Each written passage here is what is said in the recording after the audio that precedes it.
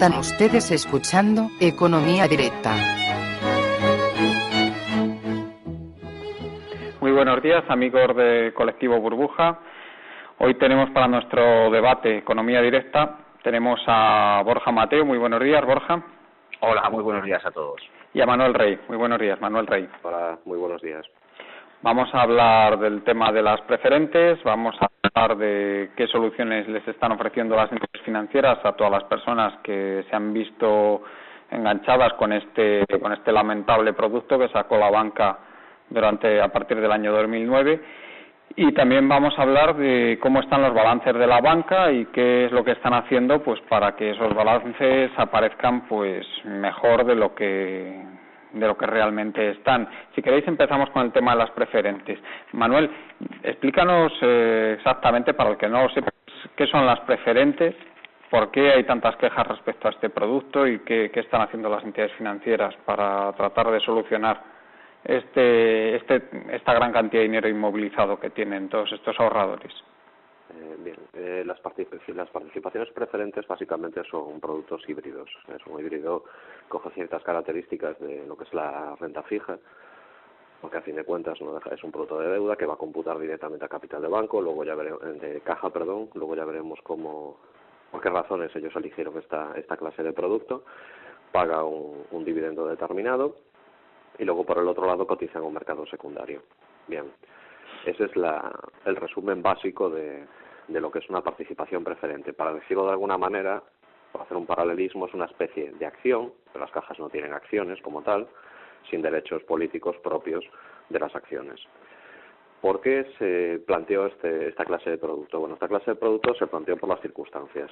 Por un lado, las cajas necesitaban reforzar su capital y la participación preferente encaja muy bien en esta clase de instrumentos, un vehículo perfecto para ello. Y por el otro lado no perdían control sobre la propia entidad y también controlaban a su vez el mercado secundario, porque la realidad es que los mercados secundarios de venta están total y absolutamente, mantienen los mínimos de volumen que exige la emisión, pero están totalmente controlados por la propia entidad porque es que nadie quiere esto. Bien, ¿qué sucede? Lo que sucede es que tienen que realizar un refuerzo rápido, los inversores profesionales y todo lo que son institucionales, evidentemente a este producto no se iban a meter porque saben perfectamente el riesgo que comportan las participaciones preferentes. A fin de cuentas es un producto que no vence y lo que hacen directamente es echarle el guante, seleccionan un tipo de cliente determinado, que suele ser un cliente de edad media ya tirando avanzada, con unos recursos, pues unos ahorros familiares, etcétera, importantes, y empiezan a meter a través de sus redes comerciales, empiezan a capturar fondos, en muchos casos engañando a los clientes, diciéndoles que es una imposición a plazo fijo, a otros les dicen que es una cartilla de ahorro, a otros, bueno, yo he visto muchísimos casos, en el despacho vemos muchos casos de este tipo. Las cifras oscilan normalmente entre unos 50 y unos 300.000, 400.000 euros, los enganchones que le han provocado a la gente, y la inmensa mayoría de personas que han sufrido este envite, pues se les mintió de una manera descarada, no se les advirtieron de los riesgos e incluso se les engañó, diciéndoles que era una imposición a plazo fijo con una muy buena rentabilidad, del 6, del 7, etcétera. ¿Qué tiene delito en este producto? Lo que tiene delito es que las participaciones preferentes, y esto ya es un tema que realmente Banco de España es el responsable, están cotizando en otros mercados europeos a cifras de rentabilidad muchísimo más elevadas. Es decir, un 6 o un 7% por este producto es una cifra ridícula, dado el riesgo que tiene. En otros países estamos viendo como participaciones preferentes están pagando, pero a niveles ya del 25% o más, porque es un producto de alto riesgo. En España, pues el Banco de España no vio ningún problema en que se pagaran tipos realmente ridículos para el riesgo de la inversión. A día de hoy lo que tenemos es entre 12-15 mil millones de los ahorros de familias españolas bloqueados en las preferentes. Esa es la cifra en la que nos estamos moviendo. Y ahí, pues cada entidad está buscando sus soluciones. Hay quien le ofrece un préstamo a la gente para devolver el dinero, hay quien le está ofreciendo acciones de los bancos, nuevos bancos derivados de los procesos de fusión. Es decir, cada entidad están en ello, lo están estudiando, ¿no? está buscando alguna solución para directamente, bueno, pues hacer una mutación de esta clase de producto de alguna manera con el cliente, pero sin desembolsar el dinero.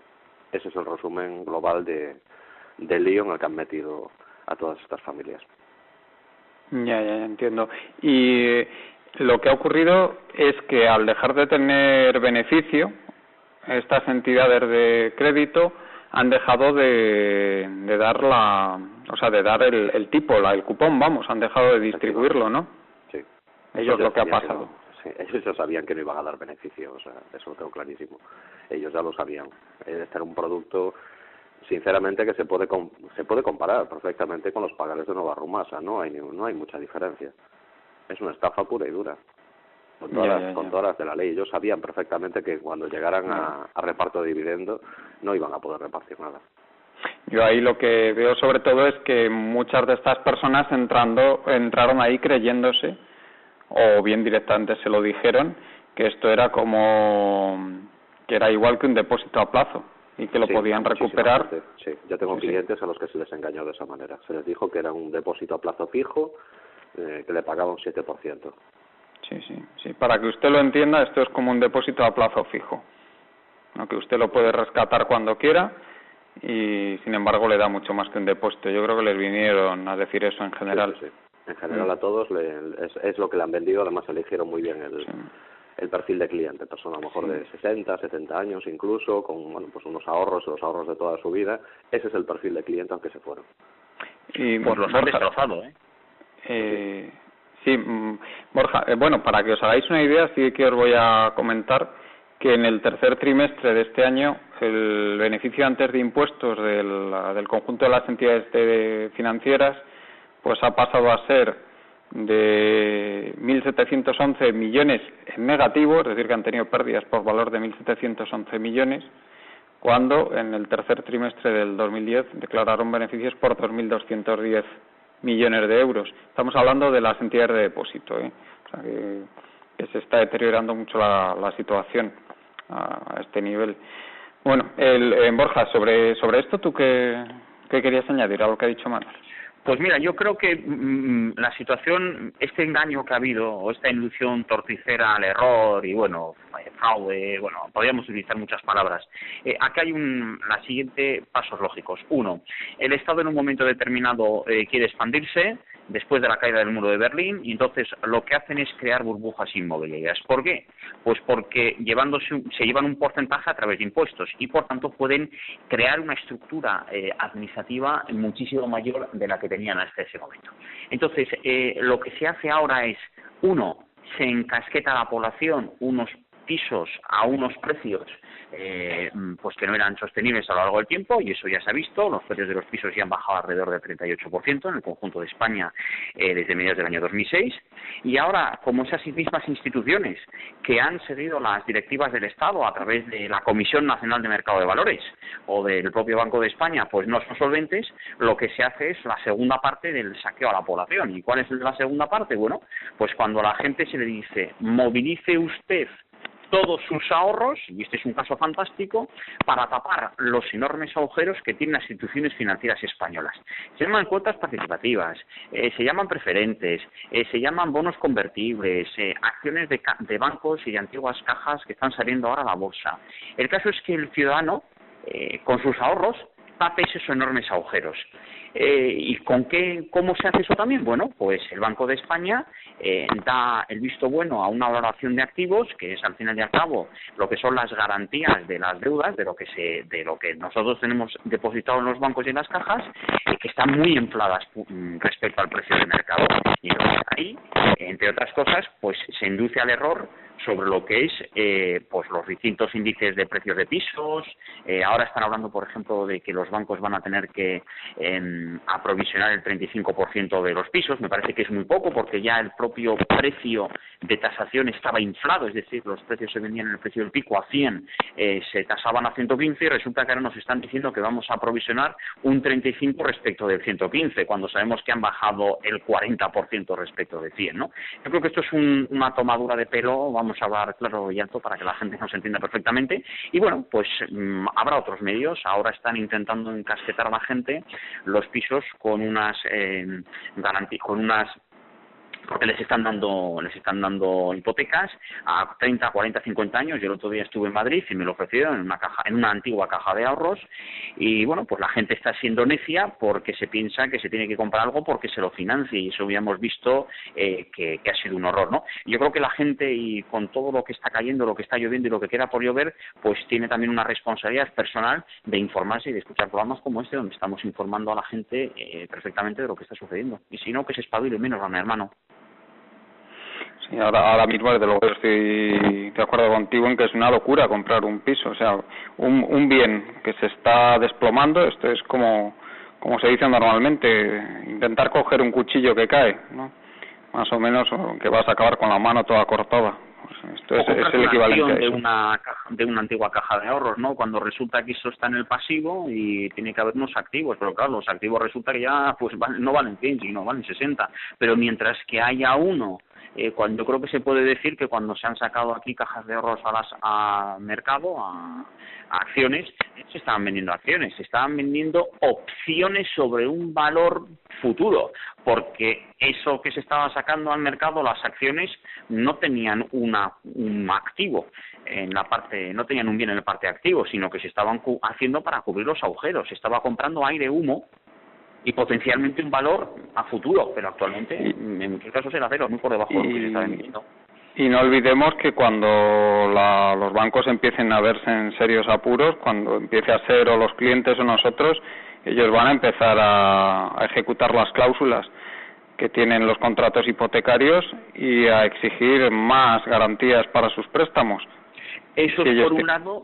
Yo no creo que lo vayan a hacer de forma sistemática, porque entonces quebrarían muchos de ellos, pero lo que yo sí que veo es que lo que van a dar es una patada hacia adelante, como están haciendo con las constructoras, promotoras e inmobiliarias, y aquí, y lo dice muy bien Ricardo Vergés Escuín, uno de los mejores economistas de España, aquí vamos a tener que estar hablando de quitas masivas. En la deuda pública yo es un tema que no conozco, pero en la deuda privada, sin lugar a dudas, el FEPREDE, que es uno de los grandes institutos de predicción económica de este país, ligado a Carlos III de Madrid, está hablando de una tasa de paro por encima del 20% el año 2012, 13, 14 y 15. Es decir, que si eso se cumple, querrá decir que en este país hemos estado durante 7 años con tasas de paro por encima del 20%. Esto es una década perdida para el país, desgraciadamente. Manuel, coméntanos ¿qué es lo que les están ofreciendo a los clientes que están cogidos con las preferentes? Pues, bueno, las opciones dependen un poquito de la posición, de la agresividad que tenga el cliente. Hay clientes que que solicitan información, el banco va ganando tiempo. Un cliente que lleva en este juego del gato y el ratón pues unos 7 meses más o menos, va de vez en cuando a visitarlos, a ver si le dan vendido de una vez las participaciones, se ríen en su cara y se vuelve a casa. Luego hay otra clase de clientes que ya ponen este tema en manos de especialistas. Nosotros normalmente lo que hacemos es primero solemos hacer una aproximación amistosa a la entidad. Se hace una aproximación amistosa, dice, mira, te tenemos cazado, este tema sabemos perfectamente lo que hay, no me cuentes cuentos chinos, y vamos a ver de qué manera vamos a arreglar este asunto. Si la entidad, que también depende un poquito también de quién sea el responsable, o sea, los bancos y las cajas, bueno, las hacen las personas también, cuantas profesionales que buscan soluciones y profesionales que se cruzan de brazos, hay de todo. Si trata de buscar soluciones, normalmente lo que suele ofrecer suele ser canje por otros productos para intentar dar liquidez al cliente. Sí, se ven bastante arrinconados, porque bueno, la amenaza de la vía penal está ahí. De hecho, en varios casos estamos considerando seriamente, porque tenemos pruebas y pues vamos a poder sostenerlo, ir por la vía penal contra algunas entidades y contra algunos directores, porque podemos probar efectivamente que se reúnen los suficientes indicios de estafa. Luego, bueno, hay otros casos más peliagudos, cuando estamos hablando de inversiones muy grandes, en los que los bancos ofrecen préstamos. En ese caso, bueno, pues nosotros lo estamos enfocando por una vía determinada, que es la del compensación de deuda. Es decir, te dan un préstamo, tú después ya, pues supuestamente pues tienes, a lo mejor te lo dejan en carencia durante un año o lo que sea, no atiendes el préstamo y el banco cuando te lleva a juicio, pues coge, señoría, este hombre me debe tanto, yo le debo tanto, compensación de deudas, y se acabó. Aquí el más tonto hace relojes, depende mucho del del tipo de cliente. Pero bueno, en cualquiera de los casos es un tema complejo y ya, bueno, no todo el mundo conoce cómo enfocar estas negociaciones con las entidades, y además ya estamos hablando de cifras verdaderamente importantes. En algunos casos estamos hablando de los ahorros de toda una vida de una familia, lo cual, pues como comentaba antes Borja acertadamente, va a tener consecuencias muy serias sobre... Bueno, pues hay muchas familias que esos ahorros están permitiendo ayudar a hijos que están en situaciones comprometidas. Es decir, el daño real que ha provocado esto es mucho más grande de lo que la gente se imagina. Porque una persona pues que lleva toda su vida trabajando y que ahora está retirado y tiene pues 150.000 o 200.000 euros ahorrados, que son el pulmón de esa familia que tiene 2 hijos en el paro y que está pues ayudando pues como su pensión o incluso disponiendo un poco este dinero para ayudarles, claro, en el momento que se ha quedado sin fondos ya nos podemos imaginar la situación. Ya no tienes a un cliente con sus finanzas hechas polvo, es que tienes a 3. Empiezan a montarse cadenas de morosidad, que se llaman. Borja, sobre el tema que querías comentar tú también, ya has dicho algo, pero en fin, supongo que querrás añadir más. ¿Qué está ocurriendo con los balances de los bancos? Porque aquí parece que hay además de lo que has dicho de que no están provisionando los activos inmobiliarios a su precio real de mercado, que esto, bueno, pues es conocido que no lo están haciendo y eso les está ayudando a sanear sus balances, ¿qué otros sistemas se están utilizando? Bueno, el sistema más típico es decir, nunca bajan, una vez que eso ya no es sostenible porque la gente no se lo cree, decir, bueno, ya han bajado lo suficiente, ya no van a bajar, cómprate un piso, que son los que yo tengo. Entonces, aquí hay la formación clarísimamente de 2 mercados, el mercado de pisos, el mercado de primera mano y el mercado de segunda mano. El mercado de primera mano está siendo intervenido por los bancos de 2 formas. Una, porque están manteniendo con vida a constructoras promotoras inmobiliarias que están, pues que son insolventes, ¿no? Y según vayan provisionando en sus balances, pues las dejarán caer. Y entonces, pues bueno, pues si tú les has pagado a una de esas constructoras promotoras un dinero, un adelanto para la adquisición de un piso, y resulta que esa constructora promotora se declara en quiebra, y eso va a suceder, pues te quedas sin tu piso y sin el dinero.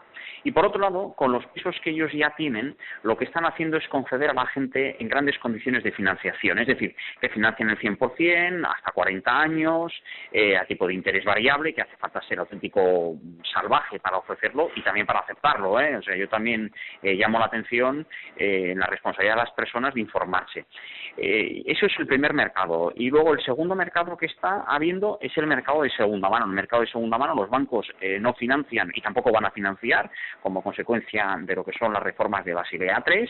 Entonces uno se compra un piso de primera mano en ese primer mercado, el mercado de primera mano, vamos a ponerlo fácil, a 100 euros, y resulta que después, si lo quiere vender a de 3-6 meses, como el banco no presta, pues el precio de mercado es 70. Es decir, tú cuando te compras un piso ahora de primera mano, la demeritación, la bajada de precio directamente en mercado es alrededor del 25-30%. Y bueno, pues es una forma, pues la turboopción, ¿no? Lo que llamo la turboopción, la forma más rápida de destruir un patrimonio, pues puede ser que más rápida que de las que nos están hablando hoy, de las cuotas preferentes. Y luego también tenemos todo el tema de las refinanciaciones que tú ya has mencionado a las constructoras y a las promotoras, que lo que están haciendo es extender los periodos de deuda e ir alargando, refinanciando, como tú bien has dicho, y con eso también consiguen no tener que provisionar todas las pérdidas. Y luego también hay otros 2 temas muy interesantes que va a comentar Manuel Rey. Uno es el tema de las inmobiliarias que están asociadas o directa o indirectamente a los bancos y cómo van pasando los activos inmobiliarios a esas empresas, y otro más, cómo están sosteniendo las acciones de muchas empresas en bolsa para no tener que provisionar la depreciación de las participaciones industriales que tienen las entidades financieras. Si quieres comentarnos estos 2 temas, Manuel. Bien, vamos a ver. El tema de las inmobiliarias, lo único que están haciendo las entidades las entidades se mueven mucho por inercias y por datos históricos. La estadística es lo suyo. Entonces ellos básicamente lo que están es planteándose que este es un escenario de 1994, un poquito más duro. Lógicamente no están teniendo en cuenta, porque no les interesa, ¿no?, que nosotros salimos de esa ratonera vía devaluaciones. Entonces lo que están haciendo básicamente se están convirtiendo, porque ya son de facto las mayores inmobiliarias de España, Pero, lógicamente, tenemos una depreciación de activos muy grande que hay que tratar de evitarla como sea. ¿Cuál es la vía? Bueno, pues yo constituyo una sociedad inmobiliaria que controlo, pero, ojo, no consolido balance. Si no consolido balance, las pérdidas brutales que vengan derivadas de esa sociedad inmobiliaria no me las traigo a la matriz y no me hace polvo el resultado. Lógicamente, para eso hay que contar con la connivencia del regulador. Y en este caso pues cuenta con la connivencia del regulador. De esa manera lo que tiene... Sí. Perdona que te interrumpa un momentito. Creo que había una normativa del Banco de España que impedía que cuando la participación de la entidad financiera era mayoritaria en la sociedad inmobiliaria se hiciera esto, pero por lo que me han dicho se están haciendo, y ignoro qué extensión tiene, se están utilizando otros mecanismos para que la entidad no sea la mayoritaria en la sociedad inmobiliaria y se están saltando esa regulación, ¿no? Sí, lo que están haciendo, pero bueno, solo están haciendo tanto con inmuebles como con créditos. Ojo, ese es un tema que nosotros lo estamos siguiendo en algunas entidades financieras, tanto lo que es, bueno, NPLs, no performing loans, ¿no? Como no performing assets, o sea, lo que es tanto activos como créditos que están dañados, que no dan el rendimiento esperado. Lo que están haciendo es darle el pase a sociedades, muchas las sitúan en Luxemburgo, otras las sitúan en las Islas Caimán, etcétera, etcétera, hacen lo que es ingeniería offshore para que la participación quede cerca de ese máximo regulatorio, pero no les obligue a traerse las pérdidas a balance, y a continuación lo que hacen es darle el pase a toda esa basura directamente a esa sociedad. Si esa sociedad hay que recapitalizarla para aguantar un poco, bueno, pues se recapitaliza. Si no, pues lo que se hace directamente es dejar que quiebre en su momento. Por ahora las están aguantando precisamente, bueno, pues porque utilizan toda una serie de técnicas de ingeniería offshore que les permiten ir ocultando los resultados reales que hay. Y a las entidades, a estas sociedades inmobiliarias que están usando de pantalla para dilatar en el tiempo el traerse a la pérdida, para traerse al balance estas pérdidas, creo que lo que están haciendo es hacerles préstamos para que ellos compensen esos activos inmobiliarios, y luego esos préstamos les dan carencias, los extienden, o sea, para que no pasen a ser préstamos fallidos, porque claro, lógicamente esas sociedades no pueden pagar esos préstamos.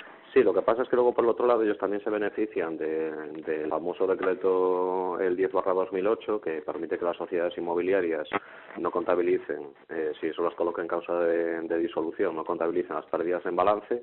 Entonces más o menos van aguantando, y aún así tienen que estar suministrando capital porque las pérdidas son bestiales, o sea, son bestiales. Entonces, y ojo, esto también lo están utilizando.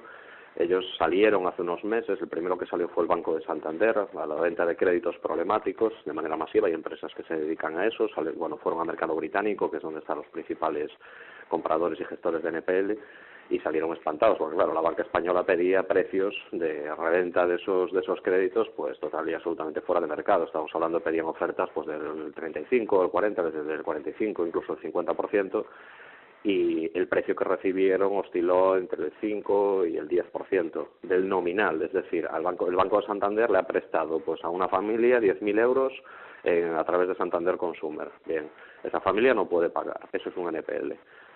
Tú lo que haces es te lo llevas y vendes el crédito. Claro, si tú pides por esos 10.000, 4.000 o 5.000 euros, lo que te estás encontrando es que como mucho te están ofreciendo 1.000 euros, 1.500 o 2.000 euros.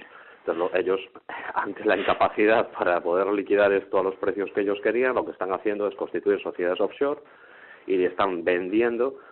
Para mí, desde mi punto de vista, y salvo mejor criterio, creo que es una vulneración clarísima del régimen de operaciones vinculadas, y se están sacando toda esa basura hacia sociedades que ellos mismos están creando directamente, con unos precios de reventa que tanto están fuera de mercado, y el regulador, es decir, nos damos cuenta todos, pero el regulador parece que no se da cuenta en este asunto. Se está mirando. Bueno, el regulador es polla. Sí, así es. Efectivamente. Es que si no, el país quebraría. Es que esa es la opción. Cuotas participativas, acciones, lo que sea, es esconder la porquería como fuere. Y las consecuencias en la economía real están clarísimas. Pues claro, eso es todo dinero que no está fluyendo en la economía y que hace que la tasa de paro que no fluya dentro del propio país. Es decir, por aquí, para mí esto es un claro caso. Me recuerda muchísimo a lo que ha sido la minería asturiana en los años 80. Asturias es la zona de España que tiene la población más vieja de todo el país, 46 años, y encima es la zona que más se ha empobrecido en términos relativos en los últimos 20 años. Tenías un agujero, que era la minería. Como no se tomaban decisiones claras de desmantelarla y porque no se querían hacer frente a las consecuencias políticas y sociales que eso tenía, se metía dinero. Eso no tenía ni presente ni futuro. En vez de, aquí se está haciendo lo mismo con la industria de la construcción y los bancos. En vez de desmantelarlos, como han hecho en Irlanda, y reconocer la verdad, se está intentando meter más dinero en el agujero. El agujero no tiene ningún fin. ¿Y qué ocurre? Pues que entonces el país no crece y Irlanda está creciendo ya. ¿Por qué no miramos a nuestros amigos irlandeses y les imitamos en lo bueno que tienen? No sé, ¿qué opinión tú tienes al respecto, Manuel? Pues estoy de acuerdo contigo. Yo llevo mucho tiempo defendiendo y, bueno, pues los que han venido siguiendo mis intervenciones en programas saben que llevo mucho tiempo defendiendo que el primer paso en esto es decir, aquí se acabó el cachondeo, que quiebre quien tenga que quebrar, vamos a auditar absolutamente todo y ver realmente lo que hay. A partir de ahí, bueno, pues empezarán las responsabilidades civiles y penales. Vamos a quebrar igual. O sea, eso es lo que la gente tiene que entender, que vamos a quebrar igual, que no, esto ya no tiene solución.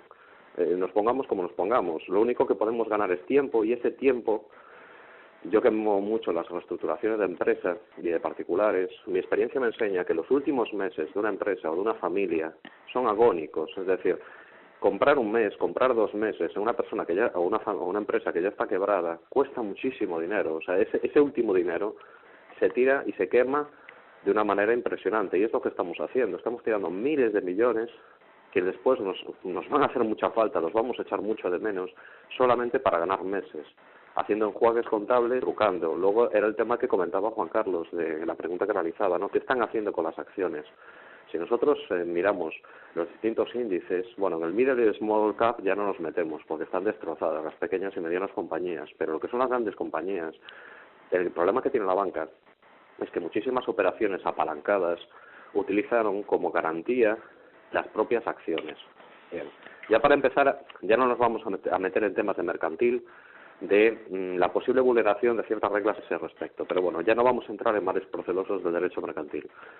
La realidad es que muchísimos créditos, el caso estrella es ACIR, cuando compró Repsol, el 20% de Repsol, ese crédito está garantizado por acciones. Si bajan las acciones de una barrera determinada, el banco no tiene cobertura para ese préstamo que ha realizado. En este caso no es un banco porque es un pool de ellos. ¿Qué están haciendo ellos? Aguantando, fundiendo tesorería para aguantar la acción y que no baje por debajo de la knockout, lo que es la condición knockout de barrera, y tener que, una de dos, o pedirle nuevas garantías, que ya no las tiene, porque Luis del Rivero y toda esta gente está quebrada, son cadáveres, o intentar armar y darle el pase, que es lo que se está haciendo mismo con Repsol, desmantelar la operación e intentar darle el pase a otros tíos que sean más solventes. ¿Qué va a pasar en el momento en el que realmente el mercado de valores español deje de estar intervenido como está intervenido en la actual y a los infiernos? O sea, todo el mundo sabe que el Banco de Santander no vale más de 3 euros, siendo generosos. No vale más de 3 euros. Fijaros dónde está la acción. La están aguantando. Sí, tú solo fíjate, Manuel, que en lo que son los beneficios, el beneficio contable oficial ha pasado de 25.112 millones de euros para el conjunto de las entidades de depósito en el 2007 y ahora en los 3 primeros trimestres de 2011, a pesar de todos los maquillajes de los que estamos hablando, son solo 3.802 millones. Bueno, eso da una idea de cómo se está deteriorando la rentabilidad de estas compañías, de los bancos, de las entidades financieras, y no solo eso, sino que lo que está reflejando es que realmente lo que había antes eran beneficios hinchados como un fruto de la burbuja crediticia y de la burbuja inmobiliaria especialmente, porque la banca española antes de la burbuja no ganaba tampoco esas cifras, que eso también hay que decir.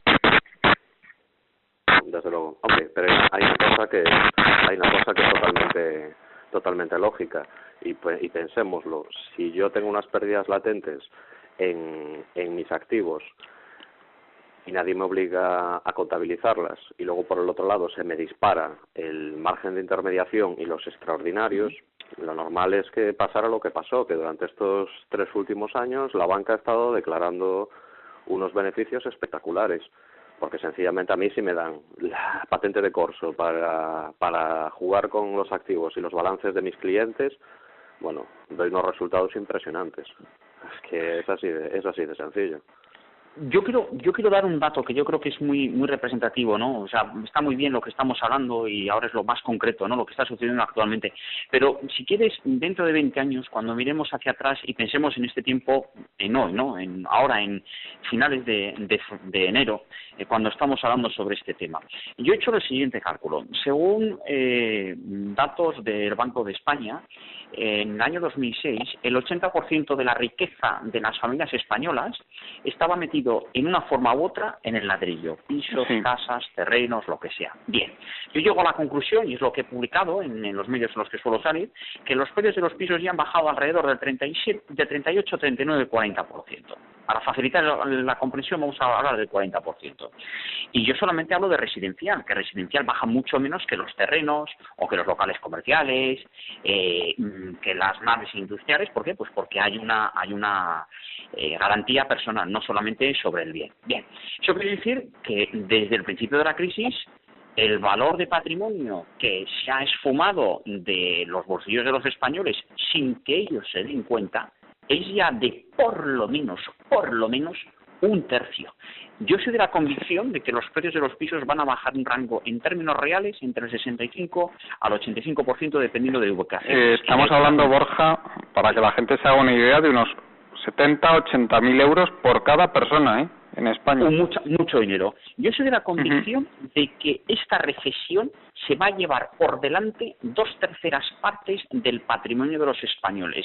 Sí. Y no hablo de ingresos recurrentes como puede ser un salario, sino realmente de patrimonio. Porque lo otro, los ingresos recurrentes a través de salarios y tal, eso ya es harina de otro costal, ¿no? Lo están sufriendo muchísimos españoles. En el portfolio. Efectivamente.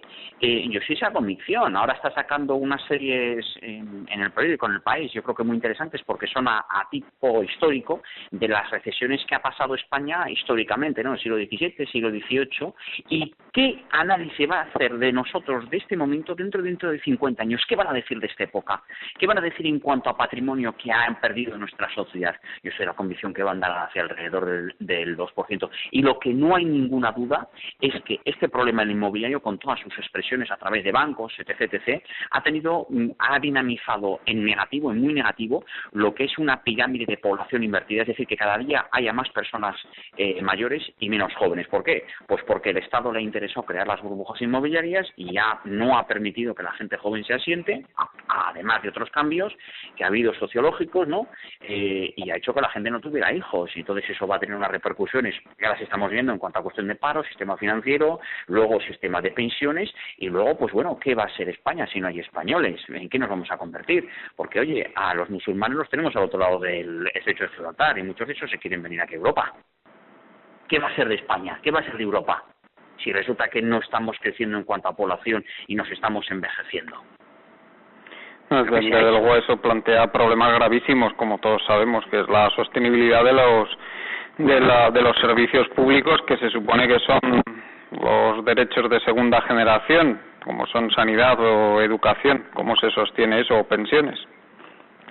Es que plantea que si no hay una población trabajadora que pueda sustentar eso, pues muy difícilmente se va a poder pagar a los niveles en que está ahora mismo. Sí, no, sí, eso es una auténtica tristeza. Fíjate cómo en un tema como es el mercado inmobiliario, qué consecuencias tan graves puede tener para la economía de un país en todos los sentidos. Yo creo que esto se hubiera solucionado si tuviéramos unas leyes de alquiler que fueran modernas, es decir, que tú puedas sacar a tu inquilino inmediatamente. Eso pero Borja, ahí yo te puntualizaría una cosa, y perdona que te interrumpa, que las leyes las tenemos, lo que no tenemos es una justicia que las aplique. Ahí está. Efectivamente, ¿por qué? Pues eso hubiera llevado a que esos 2.600.000 pisos que sabemos a través del Instituto Nacional de Estadística, que no están a la venta, son de segunda mano, están en centros urbanos y están vacíos, hubieran salido, los alquileres hubieran bajado y entonces el flujo de capital no se hubiera dirigido a la adquisición de vivienda, sino a financiar, por ejemplo, proyectos de nanotecnología o de biotecnología. Sí. Porque en España, no lo olvidemos, yo vivo ya desde hace 12 años en el extranjero, hay gente con una preparación preparación extraordinaria. Y yo os digo que un buen profesional español en Europa les lleva varios pueblos a los ingleses, a los alemanes, a los austriacos y a los franceses. Y te lo digo porque lo sé de propia experiencia. Pero ¿qué ocurre? Que el marco legislativo no ha impulsado actividades con un contenido multiplicador en la economía alto. Se ha potenciado mucho más construir pisos que tener una fábrica y ahora, que puede tener tecnología de informática. Y ahora vamos al punto clave, Borja. Cuando tú antes preguntabas a Manuel Rey que por qué se estaba gestionando de esta manera el tema de la crisis financiera, de manera que estaba perjudicando tanto a la economía real para sostener esos falsos balances de la banca, pues ahora vamos a por qué se fomentó la burbuja inmobiliaria de esta manera, que ahí yo creo que Manuel tiene mucho que decir, que no es casualidad que se haya hecho, ¿verdad? No, de casualidad no tiene nada. Aquí las catástrofes suelen suceder por un conjunto de errores humanos y técnicos, y en este caso las catástrofes financieras también pues son la suma de un conjunto de coyunturas y de errores o bien malicia humana. ¿Por qué se fomentó la burbuja inmobiliaria? Pues la verdad es que en España se juntaron las semillas perfectas para ello. Es decir, se juntó una banca propia del siglo XIX, con una gran querencia por el ladrillo y ninguna necesidad de innovar y de apoyar proyectos, porque ya sabemos lo que hay, ¿no? Es decir, ¿tú cuántos metros cuadrados de pared tienes, no? Oye, que yo soy Google. Bueno, pues Google es imposible en España, así de sencillo. Hay una querencia también psicológica por parte del español, ¿no? Es un país de rentistas, es un país donde el piso hucha pesa mucho, ¿no? Ya se ven las estadísticas, están ahí para hablar del desequilibrio que hay en España entre propietarios y gente que vive de alquiler. A eso le unes un mercado laboral inmovilista, muy inmovilista, porque claro, en mercados muy dinámicos como puede ser por ejemplo el británico o el norteamericano, adquirir no tiene tanta importancia, porque es que entre otras cosas te estás trasladando continuamente, entonces no es algo que tenga tanto peso. En cambio en España pues ya sabemos que la gente pues quiere tener trabajo a 50 metros de donde reside, y yo si entro en una empresa mi mayor ambición es quedarme en esta empresa para toda la vida hasta que me jubile. Se sumaron toda una serie de tradiciones culturales, ¿no? Digamos, a nivel financiero por parte de las familias españolas, un campo perfectamente abonado, con una banca que tiene auténtica adicción por el ladrillo y la garantía real, que también, bueno, viene en el sustrato de nuestro Código Civil, y un gobierno, a su vez, que no dejan de ser personas como todos nosotros, y que ve que, bueno, pues que realmente el volumen de ingresos que se pueden obtener y el juego que da a nivel político y a nivel de muchos bolsillos de los ladrillitos y los terrenos, pues es una combinación perfecta. Entonces, bueno, pues realmente has juntado el hambre con las ganas de comer, y yo creo que esas son las raíces de las raíces. Sí, las raíces para mí desde luego son evidentemente esas, y por supuesto lo que tú has dicho, el interés, los intereses tan grandes que había por las enormes plusvalías que se estaban obteniendo, sobre todo en suelo, Claro. Porque eran unas plusvalías, han sido de varios cientos de miles de millones de euros, no lo podemos olvidar eso, y ese dinero ha salido de los bolsillos de los hipotecados y ha ido a los bolsillos de gentes, en muchos casos, corruptas a más no poder. Claro, es que párate a pensarlo, ¿dónde tú obtienes con un crédito empresarial normal, plusvalías del 400, del 500 o del 1000%? Es que vamos, o sea, y eso es lo que ha pasado aquí, realmente. O sea, el que compraba los terrenos, de acuerdo con el concejal, luego que recalificaban, una recalificado, le metían el pase, ahí se ganaban unas cantidades de dinero realmente brutales, y a su vez esas personas, que no eran capaces de abstraerse de ello, tampoco diversificaron, compraron más terreno todavía, más basura, más pisos. Es decir, se metieron muchísimas empresas, yo he visto muchísimas empresas, grupos empresariales con muchísimos años de trayectoria que no tenían ninguna necesidad de meterse, dedicados pues a lo mejor a la industria o la distribución, etcétera, y han quebrado por culpa de que su dueño, si no se le ocurre nada mejor que sumarse a la fiesta en el año 2003 o 2004, montar una promotora o más, y empezar, y es que empezar ahí a jugar con ese juego. Al final las pérdidas de la división inmobiliaria se han llevado por delante cientos de puestos de trabajo en empresas que no tenían ninguna necesidad de acabar como acabaron. Y una gran razón que tú has comentado muchas veces para que ahora se esté gestionando de esta forma la crisis también es que hay muchísima gente importante metida y cogida en suelo y en el inmobiliario. Sí, es y entonces quieren a toda costa su máximo deseo en estos momentos es seguir ganando dinero con esas inversiones que hicieron, muchos de ellos hasta el último momento, hasta el mismo momento que estalló la burbuja, incluso después. Es que eso afecta. Yo os voy a dar un dato. Sí, Borja. Sí, os voy a dar un dato y os voy a hacer una reflexión, ¿vale? El primer dato. Actualmente, pisos a la venta, pisos en construcción, pisos de segunda mano que no están a la venta pero que están vacíos en grandes centros urbanos, tenemos alrededor de 5.960.000. Es decir, resumidas cuentas, España tiene pisos para los próximos 14 y 15 años, siempre y cuando esos 2.600.000 pisos que están en grandes zonas urbanas, pues no salgan al alquiler, que es lo que va a suceder porque se va a ir mejorando la protección del propietario y bueno, ya hay cambios culturales y cambios en cuanto a la dinámica de población y la forma de pensar. Y luego otra cosa que yo creo que es muy distinta en estas recesiones al resto. Hay una cuestión que menciona Ricardo Vergés Escuín, luego yo desarrollo un poco la idea aplicando otras cuestiones, que es la asimetría de la información, y él lo trata muy bien en el mercado inmobiliario. Es decir, José Manuel Galindo o Enric Reina, que son los presidentes de las asociaciones de constructores y promotoras de Cataluña el uno y de España el otro, saben que los precios van a bajar, inducen al error a la gente de una forma torticera, lo han hecho de forma sistemática, entonces el comprador piensa que va a subir y se lo compra. Bien, ¿cuándo cae esa asimetría de la información que permite a una persona cometer fraude, como ha hecho José Manuel Galindo o Enric Reina? Y lo digo desde el punto de vista muy posiblemente también penal, habría que ver los indicios, bueno, eso es muy discutible, pero bueno. ¿Cuándo cae? Pues cuando el potencial comprador tiene acceso a la información. Pero es que claro, así como antes te tenías que tener un medio de comunicación, una radio, una televisión, un periódico, ahora resulta que hay Internet. Entonces hay gente como Manuel Rey o como tú también, ¿no? Pues todas estas personas que estáis informando con tantísima inteligencia y con tan buena intención a las personas, que tú te montas tu página de Internet, dices aquello que te parece oportuno y la gente te cree o no te cree según digas cosas cuerdas o no las digas. Es decir, que ya no te hace falta tener un periódico. Tú metes cualquiera de los nombres de los grandes economistas del país, tiene su propia página de Internet y el que quiere informarse se puede informar. Entonces yo creo que va a haber un efecto multiplicador. Es decir, que como fluye la información tan rápidamente entre los potenciales compradores, entre aquellos que se quieren informar mucho más rápido que hace 15 años o 10 años o cuando fuera, va a haber esa asimetría de la información cae mucho más rápidamente. Y yo creo que es un nuevo elemento en todo esto. Pues sí, ojalá tengas razón, desde luego, que sea un elemento nuevo en juego y que ese control férreo de los medios de información, que no olvidemos que eso tampoco es casualidad, que se termine también. Vamos a ver si es verdad. Sí, bueno, sí. No sé si... A mí me gustaría añadir 2 puntos para la reflexión de los oyentes.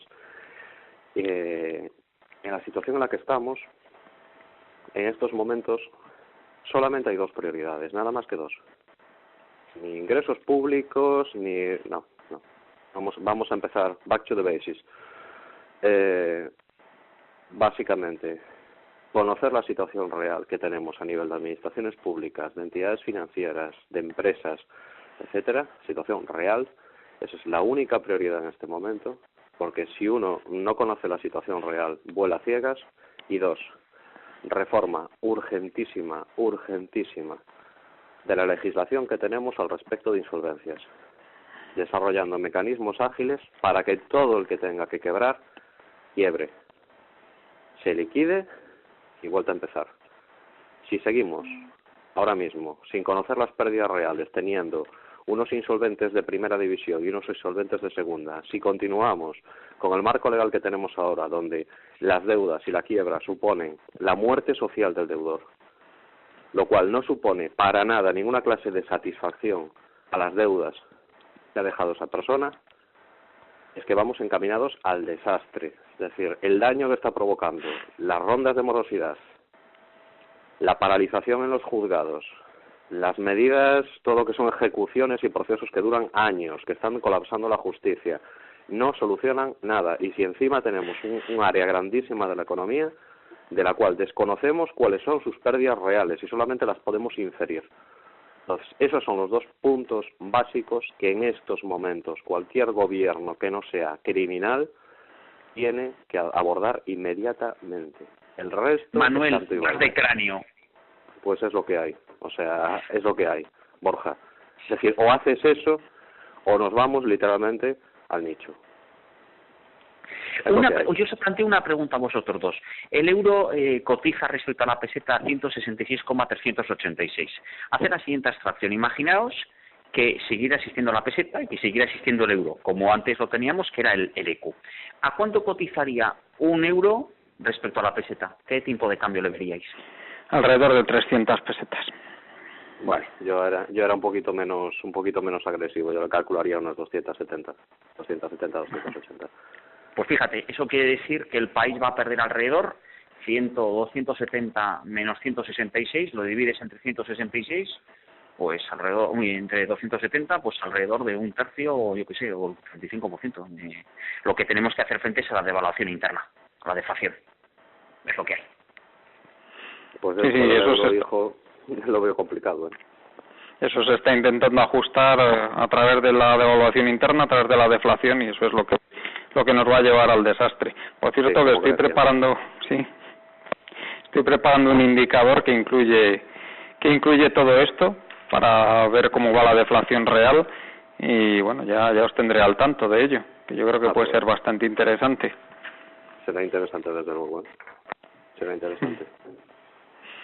En fin, bueno, yo no sé si queréis añadir algo más, y si no, pues ya vamos dando por terminado este programa, que yo creo que hemos dado, pero para todos los lados. No nos ha faltado por darle a nadie. Yo por mi parte he dicho lo que tenía que decir, no sé si Borja querrá añadir algo. Yo nada. Una pregunta, ¿Chacón o Rubalcaba, chicos? Que ahora hay que votar. Yo por mí que los dos se vayan para su casa y no les volvamos a ver nunca más. Sobre todo con Chacón, que fue como ministra de Vivienda deleznable, ¿eh? ¿Cuántos cientos de miles tiene de personas a las cuales indujo a comprarse piso, a las que ha depauperado, y cuántas decenas de miles de desahuciados tiene a sus espaldas? Hace falta ser desgraciado para decir lo que dijo cuando era ministra. Otra Beatriz Corredor. Tal cual. Muy bien, pues nada, nos quedamos con esto último que ha dicho Borja. Muchas gracias, Borja. Igual, nada, vosotros. Por vuestra Muchas gracias, Manuel. Os recuerdo, perdona, muy bien, gracias, Manuel. Os recuerdo a todos, amigos de Colectivo Burbuja, que tenéis en nuestra web, en nuestro correo ayudacb@gmail.com, la ayuda de nuestros expertos que colaboran voluntariamente con nuestra plataforma para dar asesoramiento sobre productos financieros, sobre situaciones de insolvencia y cualquier problema de este tipo que tengáis. Muchas gracias, amigos, y hasta el próximo día.